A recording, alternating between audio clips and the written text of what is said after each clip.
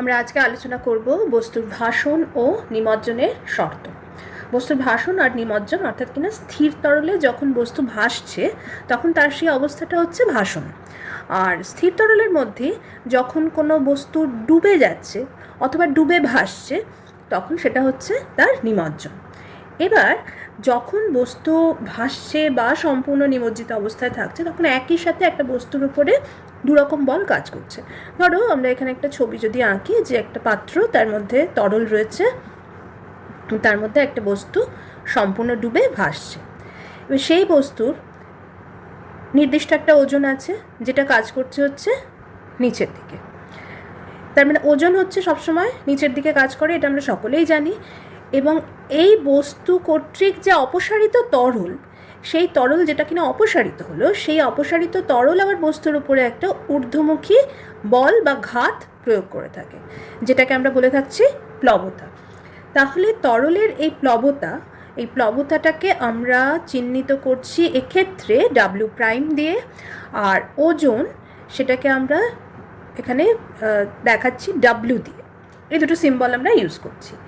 সেক্ষেত্রে অর্থাৎ কিনা বস্তু কর্তৃক অপসারিত তরলের ওজন এবং বস্তুর ওজন এই দুটোর আপেক্ষিক মানের ভিত্তিতে, আপেক্ষিক মানের ভিত্তি মানে কোনটা কারোর থেকে বড় কিংবা ছোট এরকম যদি আমরা একটা ক্লাসিফাই করি তাহলে আমাদের তিনটে অবস্থার উদ্ভাবন দেখতে হবে।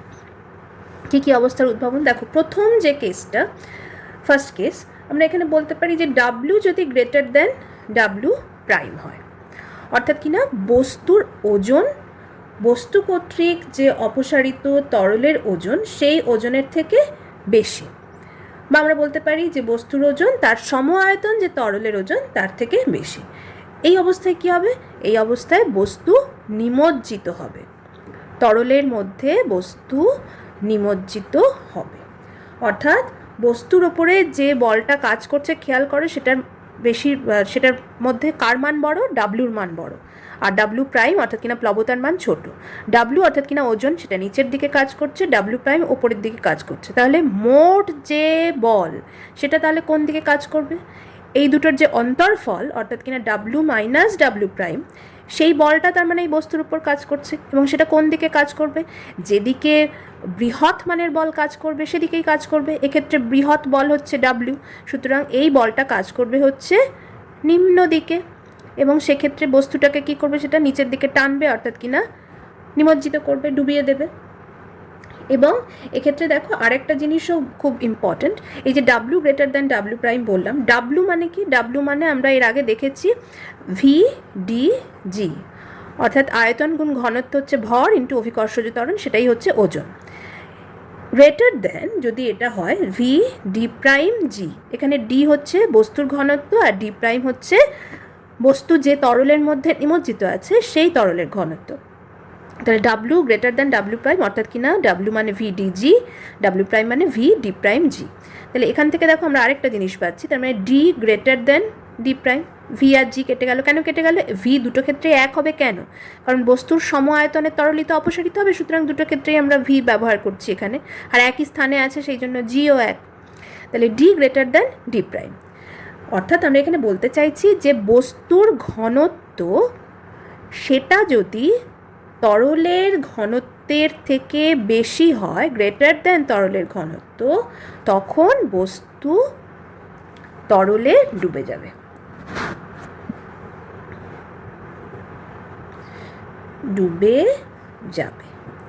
অর্থাৎ বস্তুর নিমজ্জন ঘটবে, বস্তু নিমজ্জিত হবে। উদাহরণ, যে কোনো উদাহরণ নিয়ে নাও, যেমন ধরো এক বালতি জলের মধ্যে তুমি একটা লোহার খণ্ড ডুবিয়ে দিলে, লোহার যে ঘনত্ব সেটা অবশ্যই জলের ঘনত্বের থেকে বেশি, সুতরাং লোহার টুকরোটা জলের মধ্যে ডুবে যাবে। আচ্ছা, সেকেন্ড কেসে আসি, দ্বিতীয় কেসটা হচ্ছে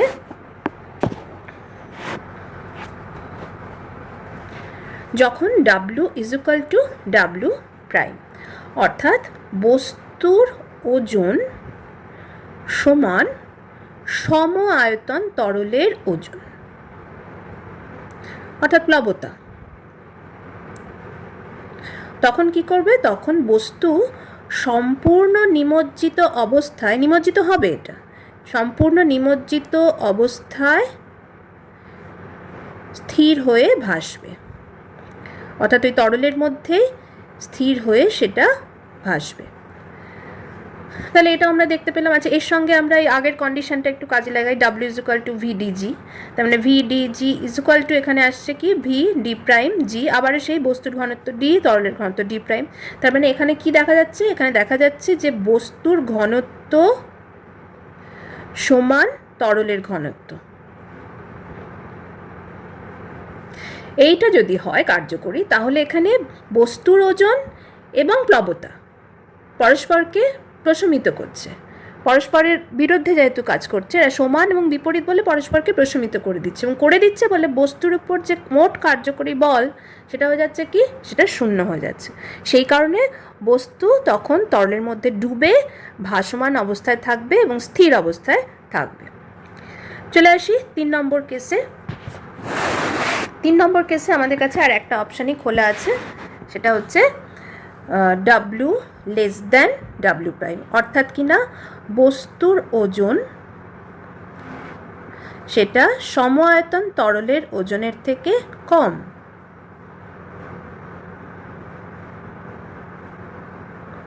আমরা কি লিখলাম, বস্তুর ওজন লেস দ্যান সম-আয়তন তরলের ওজন। তাহলে তাই যদি হয় তখন কি হবে, তখন দেখো এখান থেকে আমরা সেটা বুঝে নিতে পারি।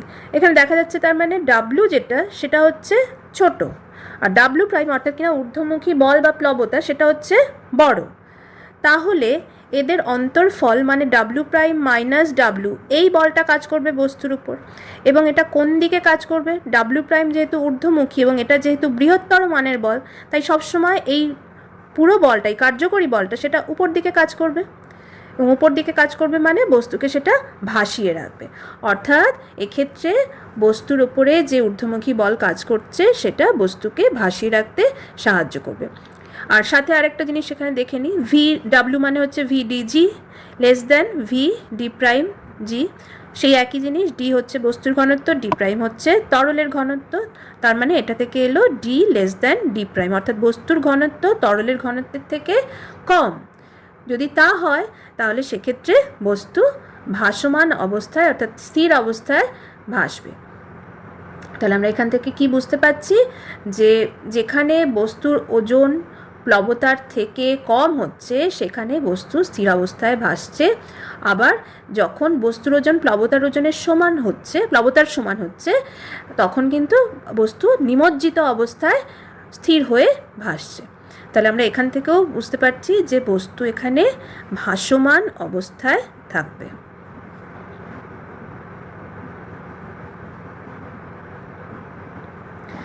তাহলে এখানে আমরা 3টে কেস পেলাম, সবকটাই হচ্ছে বস্তুর ওজন এবং প্লবতার নিরিখে, এবং সঙ্গে আমরা যেটা প্রতিষ্ঠা করলাম যে বস্তুর ঘনত্ব এবং বস্তুর যে তরলের মধ্যে ভাসছে তার ঘনত্ব, তাদের মধ্যে পারস্পরিক আপেক্ষিক মান যেটা তার তুল্যমূল্য বিচারে কি হলে বস্তু ভাসবে এবং কি হলে বস্তু ডুবে যাবে।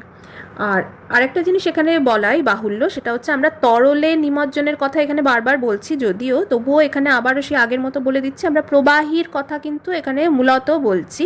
তরল যেহেতু একটা প্রবাহী, এই একই কথা কিন্তু সাধারণ গ্যাস তার ক্ষেত্রেও প্রযোজ্য। তাহলে এই হচ্ছে আমাদের ভাসন এবং নিমজ্জনের শর্ত। এবার আমরা একটু দেখে নিই যে ভাসমান বস্তুর সাম্য কি কি হলে প্রতিষ্ঠিত হয়। একটা পাত্রের মধ্যে তরলে ধরো একটা কাঠের টুকরো ভাসমান অবস্থায় আছে। এবার খেয়াল করে দেখো এখানে তরলের ওপরের দিকে এর কিছুটা অংশ আছে, অনেকটা অংশ নিচের দিকে আছে।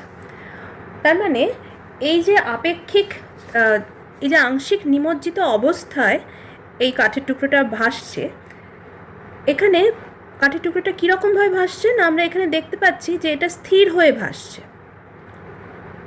স্থির হয়ে ভাসার অর্থ এটা আরও ডুবে যাচ্ছে না, বা এটা আরও ওপরে ভাসমান অবস্থায় চলে আসছে না, এর ম্যাক্সিমাম অংশ যতটা আছে সেরকমই আছে, প্লাস এর কোনো ঘূর্ণন হচ্ছে না। এই সমস্ত কটা ফোর্স এর উপরে কিছুতেই কাজ করছে না, অর্থাৎ এটা স্থির হয়ে ভাসছে। একটা ভাসমান বস্তু যখন একটা তরলে আংশিক হোক কিংবা সম্পূর্ণভাবে হোক নিমজ্জিত হয়ে এরকম স্থির অবস্থায় ভাসতে থাকছে, তখন আমরা বলতে পারি যে সেই বস্তুটা সাম্যাবস্থায় ভাসছে। এই হচ্ছে সাম্যাবস্থায় ভাসা। এবার সেই সাম্যাবস্থায় ভাষাটা কিভাবে নির্ণীত হবে, কোন কোন শর্ত পূরণ হলে বস্তুর সাম্যাবস্থায় ভাষাটা নির্ণীত হবে, এর জন্য আমাদের দুটো বিষয় উল্লেখ করা প্রয়োজন। আমরা জানি যে এই ধরনের বস্তুর ওপরে দুটো বল কাজ করে, একটা হচ্ছে বস্তুর ওজন, দ্বিতীয় বল যেটা কাজ করছে সেটা হচ্ছে প্লবতা। ওজন কোন দিকে কাজ করে? নিচের দিকে। প্লবতা কাজ করে বস্তুর উপরে, ঊর্ধ্বমুখী। এবার এই ওজন যে কাজ করছে সেই ওজন কিন্তু একটা নির্দিষ্ট কেন্দ্র দিয়ে নিচের দিকে কাজ করছে। যেমন ধরো আমি যদি এখানে আরেকটা ছবি আঁকি, ধরো এরকম অবস্থায় একটা বস্তু এরকম ভাসছে, আংশিক নিমজ্জিত অবস্থায় সেটা ভাসছে। তাহলে তার একটা নির্দিষ্ট কেন্দ্র এরকম থাকবে যার মধ্যে দিয়ে তার ওজনটা নিচের দিকে কাজ করবে, অর্থাৎ এদিকে ডাব্লিউ ওজন কাজ করছে। এবার এটা যদি এরকম নিচের দিকে কাজ করে, আর প্লবতা সেটা ধরো যদি এরকম কাজ করে যে ওপরের দিকে, কিন্তু এরকম একটা নির্দিষ্ট কেন্দ্র দিয়ে, তার মানে প্লবতারও একটা কেন্দ্র আছে। আমরা ধরে নিচ্ছি এটা ডাব্লিউ প্রাইম, অর্থাৎ প্লবতাকে আমরা যেরকমভাবে ধরেছিলাম, প্লবতাকে আমরা ধরেছিলাম ডাব্লিউ প্রাইম, ওজনকে ধরেছিলাম ডাব্লিউ, ওপর দিকে কাজ করছে। সেক্ষেত্রে দেখো একটা বল এটা নিচের দিকে টানছে বস্তুটাকে, আরেকটা বল এটাকে ওপরের দিকে টানছে। তাহলে কী হবে? বস্তুটা ঘুরতে থাকবে, একবার এদিকে একবার এদিকে, এরকমভাবে এটা ঘুরতে থাকবে। তার মানে কি হলো? বস্তুর ভাসমান অবস্থাটা ঠিক স্থির অবস্থা হলো না, তার মধ্যে একটা ঘূর্ণন বল কাজ করছে। সেই জন্য আমাদের শর্তটা একটু নতুন রকম করে ভাবতে হবে। অর্থাৎ অপসারিত তরলের যে ভারকেন্দ্র, প্লবতা কেন্দ্র এবং বস্তুর ওজনের যে ভারকেন্দ্র, যে ভারকেন্দ্রটা যে বিন্দুতে, অর্থাৎ সেই ভারকেন্দ্র, এই দুটোর একটা নির্দিষ্ট অবস্থানের প্রেক্ষিতে ঠিক হবে যে বস্তুটা সাম্যাবস্থায় ভাসবে কি ভাসবে না। দুটো শর্ত আছে এই সাম্যের। প্রথম শর্ত হচ্ছে, 1 নম্বর শর্ত হচ্ছে যে বস্তুর ওজন সমান প্লবতা বা অপসারিত তরলের ওজন, এটা হতে হবে। এই শর্তটা অবশ্যই কাজ করতে হবে। দ্বিতীয় শর্ত হচ্ছে, এইভাবে যখন ভাসছে তখন বস্তুর ভার কেন্দ্র, অর্থাৎ যে বিন্দুর মধ্যে দিয়ে বস্তুর সম্পূর্ণ ওজন নিচের দিকে কাজ করছে, সেই ভার কেন্দ্র ও প্লবতা কেন্দ্র এটা একই উলম্ব রেখায় থাকবে, একই উলম্ব রেখায় থাকবে।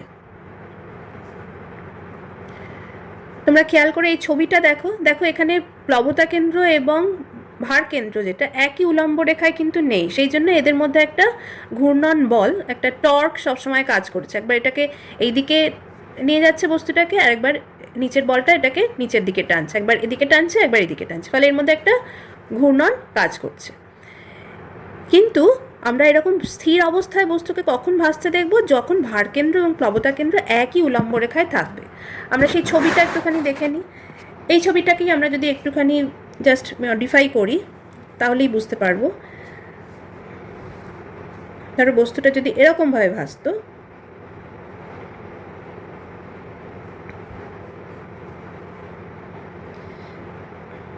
তাহলে এইখানে আমাদের রয়েছে, এইটা হচ্ছে আমাদের ভার কেন্দ্র, এটাকে আমি জি দিয়ে ডিনোট করছি, আর এইটা রয়েছে প্লবতা কেন্দ্র, এটাকে আমি বি দিয়ে ডিনোট করছি। তাহলে জি দিয়ে কে কাজ করছে? ডাব্লিউ, অর্থাৎ কিনা ওজন কাজ করছে। আর বি দিয়ে কে কাজ করছে? বি দিয়ে কাজ করছে ডাব্লিউ প্রাইম, অর্থাৎ প্লবতা কাজ করছে। কিন্তু দেখো একই উলম্ব রেখা বরাবর এরা কাজ করছে, ফলে এই বস্তুর উপর কোনো ঘূর্ণন, প্রয়োগকারী মোচড় বা বল এরকম কোনো কিছু কাজ করছে না, ফলে এটা স্থির হয়ে ভাসছে। এই যে ভারকেন্দ্র আর প্লবতা কেন্দ্রের যে উলম্ব রেখাটা, এই রেখাটাকে বলা হচ্ছে কেন্দ্রীয় রেখা, সেন্ট্রাল লাইন। এই কেন্দ্রীয় রেখার ওপরে যখন ভারকেন্দ্র প্লবতা কেন্দ্রটা থাকে তখন বস্তু সাম্যাবস্থায় স্থির হয়ে ভাসে। তাহলে এটা হচ্ছে দ্বিতীয় শর্ত। আর প্রথম শর্তটা তো তোমরা আগেই জেনেছো, বস্তুর ওজন সমান প্লবতা হতেই হবে। আর আরেকটা ব্যাপার হচ্ছে যে এখানে একটু ছোট্ট করে একটু দেখিয়ে নিই যে ভাসনের যে শর্ত, যে প্রথম শর্তটা, অর্থাৎ বস্তুর ওজন সমান প্লবতা, এটা তোমাদের আগে দেখিয়েছি। ওজন মানে হচ্ছে বস্তুর আয়তন, অর্থাৎ বস্তুর যে মোট আয়তন ইন্টু বস্তুর ঘনত্ব ইন্টু অভিকর্ষজ ত্বরণ, এটা সমান হচ্ছে বস্তুর ওজন। এটা সমান হচ্ছে প্লবতাটা কি, প্লবতাও হচ্ছে ভিডিজি, কিন্তু ভিটা হচ্ছে বস্তুর যতটা সম আয়তন নিমজ্জিত যে অংশটা বস্তুর রয়েছে, সেই নিমজ্জিত অংশের সম আয়তন তরলের ওজন। সে নিমজ্জিত অংশের আয়তন যদি স্মল ভি হয় এবং তরলের যে ঘনত্ব সেটা যদি ক্যাপিটাল ডি হয়, তাহলে ভি ডি ইন্টু জি, এটা হবে হচ্ছে প্লবতা।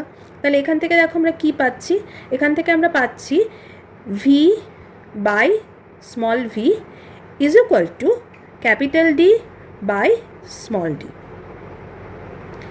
অর্থাৎ এখানে আমি বুঝতে পারছি যেটা, যে বস্তুর যে নিমজ্জিত অংশের যে নিমজ্জিত অংশ সেটা বস্তুর ঘনত্ব এবং তরলের ঘনত্বের সাথে কিভাবে সম্পর্কিত। আমি যদি এটাকে একটুখানি উল্টে দিই তাহলেও আরও ভালো করে বুঝতে পারবো। V by small V is equal to small D by capital D. দেখো, এটা হচ্ছে বস্তুর নিমজ্জিত অংশের আয়তন বাই ক্যাপিটাল ভি মানে বস্তুর সম্পূর্ণ আয়তন।